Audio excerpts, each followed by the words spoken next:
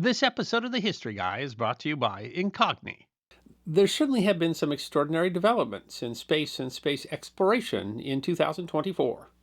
What an amazing time to be alive.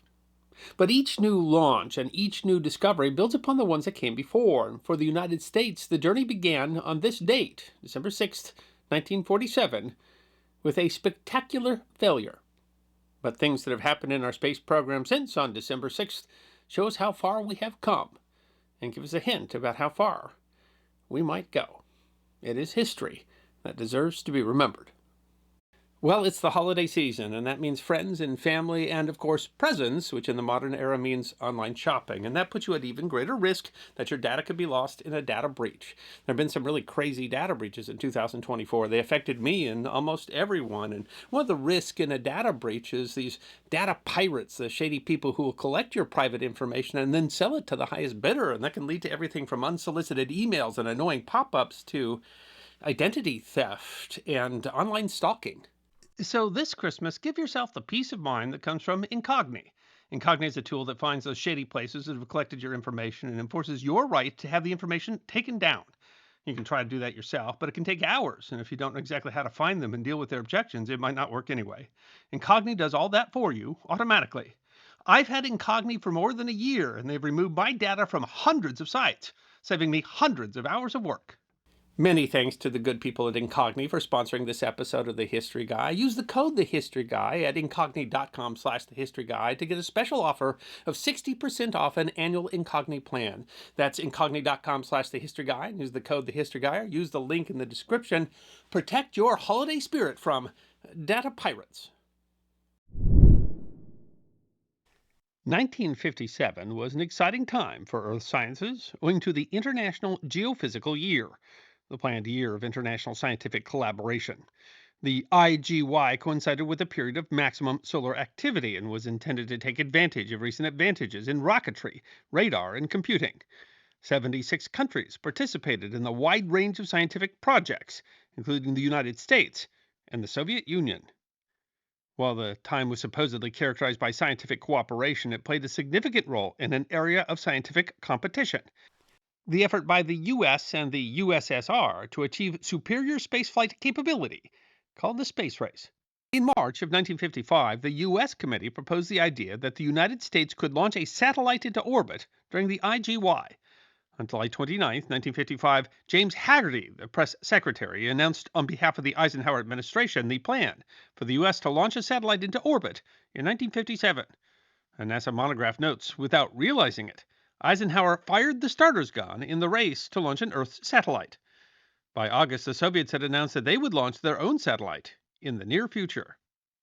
The U.S. had two programs working simultaneously, one led by the National Academy of Sciences and one led by the U.S. Army Ballistic Missile Agency and the Jet Propulsion Laboratory. But the Soviet Union stunned the world, successfully launching their satellite Sputnik on October 4th, 1857. Neither U.S. program was ready, but NASA writes the U.S. accelerated both programs and first attempted to launch a tiny 6-inch, 3-pound satellite on a test flight. The first attempt to launch a satellite was on the delivery system developed by the National Academy of Sciences, called Vanguard. While it was the first to attempt to carry a satellite into space, it was the third Vanguard test vehicle, or Vanguard TV-3. The payload was a small aluminum sphere carrying a transmitter with a mass of just 3.3 pounds. The U.S. launched TV-3 at 1644 Greenwich Mean Time on December 6th. The result was, well, exciting.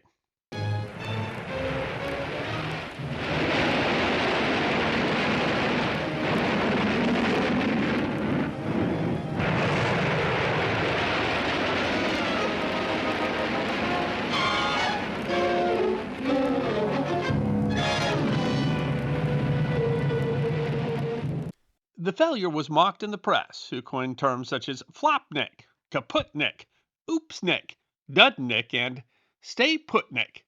But in the failure, there was opportunity. NASA explained that the Vanguard launch failure and the inefficiency of different organizations competing for scarce resources contributed to the U.S. government establishing a single civilian space agency, the National Aeronautics and Space Administration, in 1958. The Army Ballistic Missile Agency Jet Propulsion Laboratory project provided America's first satellite success, placing Explorer 1 into orbit in February of 1958. But the Vanguard program also found success. Vanguard 1 was successfully launched into orbit on March 17, 1958, some 5 months after the Soviets launched Sputnik. And the Vanguard satellite did have its place. It was the first solar powered satellite in orbit. It made the important determination that the Earth was not a perfect sphere, and unlike Sputnik, which re entered the Earth's atmosphere and burned up 3 months after being launched, Vanguard 1 stayed in space.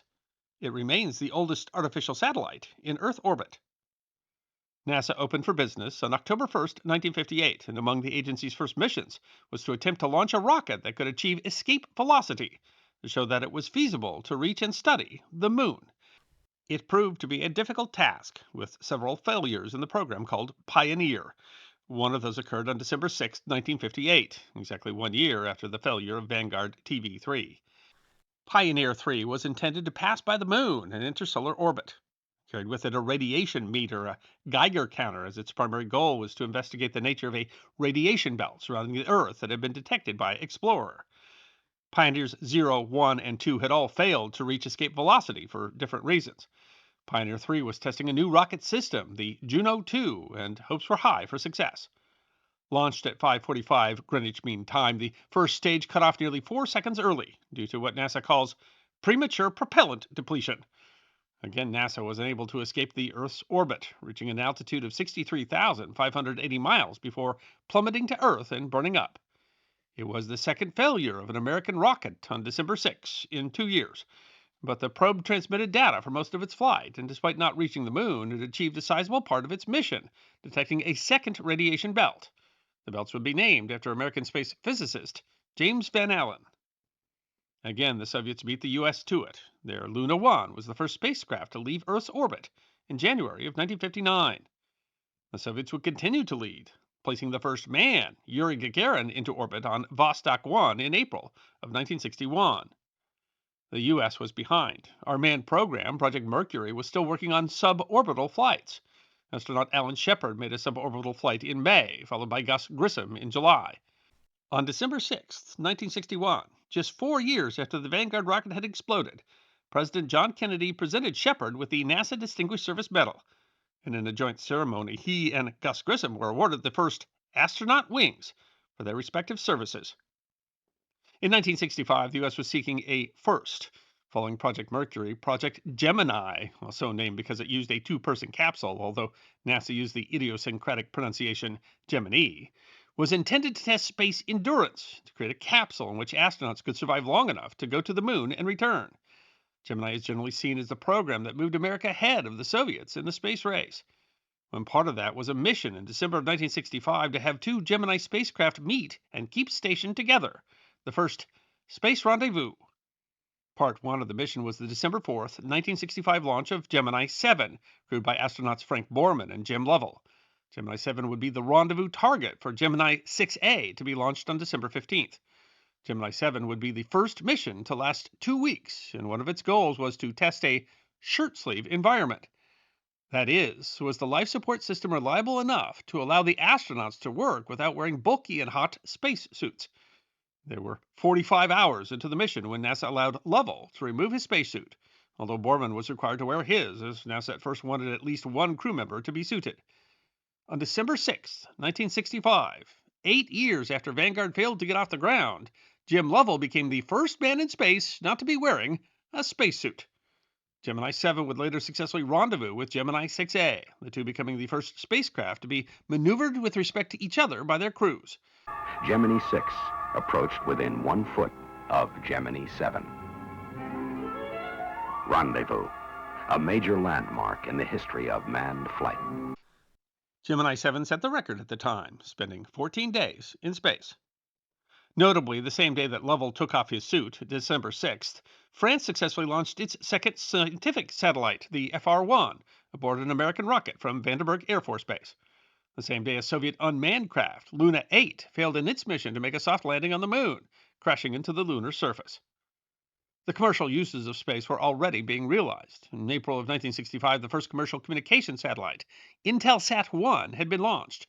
Communication satellites amplify radio signals via transponder. Relaying signals around the Earth's curvature, they provide connectivity around the globe to remote locations, facilitating television, telephone service, and internet connectivity.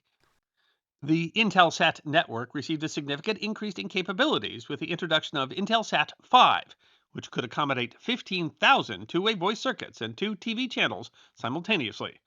The first of 15 Intelsat 5 satellites was launched into orbit on a Centaur D rocket on December 6, 1980. Just 23 years had passed since the U.S. first attempt to launch a satellite had ended in flames. Intelsat VF2 operated until 1998. The permanent satellite presence paved the way for a permanent manned presence. The idea of a permanent human presence in space far predates human space flight. Russian rocket scientist Konstantin E. Tsiolkovsky, considered one of the fathers of modern rocketry, said in a letter in 1911, "Earth is the cradle of humanity, but one cannot live in the cradle forever." In the 1950s, Wernher von Braun was envisioning large, orbiting manned space stations. Both the U.S. and the Soviet Union built space stations in the 1970s, and the Russian Mir station, the first modular station, operated for 15 years until its orbit decayed and it was destroyed in re-entry in 2001. In 1984, President Reagan called for the U.S. to position a permanently manned space station and to do it within a decade. The resulting project became Space Station Freedom, a project that would represent not just the United States, but also Japan, Canada, and 9 European Space Agency states. At the same time, Russia was working on a successor to Mir, Mir 2, but with the collapse of the Soviet Union in 1991, the program faced uncertainty. With both programs struggling due to cost, in 1993, President Clinton invited Russia to join the program as a full partner, essentially adding modules planned for Mir 2 to US, European, Japanese, and Canadian elements from Space Station Freedom. The new joint project would be called the International Space Station, or ISS. An agreement between all the nations involved was signed in 1998. In December of 1998, the crew of the NASA Space Shuttle Endeavour rendezvoused with the crew of the Russian Zarya Functional Cargo Block. Endeavour was carrying the American Unity module. The two pieces, one American and one Russia, were joined together by Endeavour's robotic arm, beginning what NASA called the largest and most complex international construction project in space. NASA writes on its webpage, "Designed and built by engineers thousands of miles apart and never joined together on Earth, the first 2 modules of ISS fit perfectly together when they met in space." That joining represented the beginning of construction of the International Space Station, and it occurred on December 6, 1998.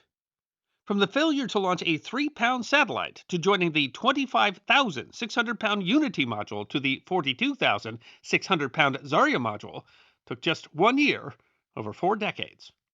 But while we were building a station orbiting our planet, NASA was already exploring another. The Mars Global Surveyor was an orbiting spacecraft that looped around the red planet in a low-altitude, nearly polar orbit for a decade.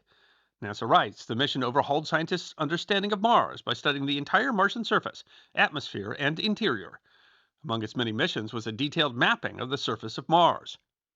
In the course of the project, in 2004 and 2005, the Mars Global Surveyor made a startling, shall we say Mars-shattering, discovery. The project team compared photographs of some of the tens of thousands of gullies that had been mapped by the project. And on December 6, 2006, NASA announced that photographs had revealed bright new deposits seen in 2 gullies on Mars that suggested that water carried sediment through them sometime during the past 7 years. These provided startling new evidence that liquid water still flows on the surface of Mars. Just 49 years after the Vanguard launch failure, NASA was able to announce evidence of liquid water, what is generally seen as a precondition for the possibility of life, on another planet. Today, the U.S. space program has become a joint program of NASA and private enterprise, offering broad new opportunities for research and commercial application. The future of spaceflight merged with its immediate predecessor when, on December 6, 2009, the SpaceX 21st Commercial Resupply Service, or CRS mission, carried for the first time the larger cargo version of the Dragon module to the International Space Station. SpaceX writes, Dragon is now designed for up to 5 flights to and from the space station, and this cargo version of the spacecraft can stay on station more than twice as long as the previous version of Dragon.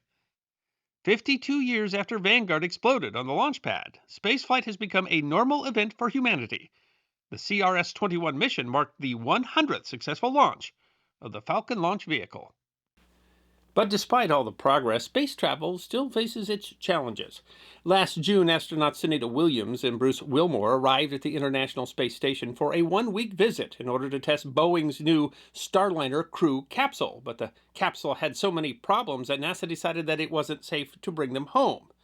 As of today, December 6, 2024, their one-week visit to the space station has lasted exactly 6 months, and it'll be another 2 months before NASA can bring them home. And despite the extension, both say that they are in good spirits. Still, the progress has been remarkable. On December 6, 1947, the United States could not lift a 3-pound piece of aluminum off of our world.